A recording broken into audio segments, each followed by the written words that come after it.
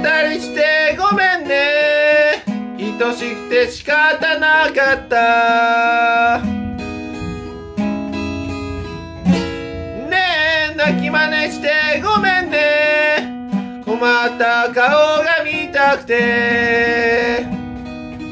そしてあなたの背中が遠ざかり、最後に気づく儚き愚か者。時は立ち目をつぶっても歩けるほどよ。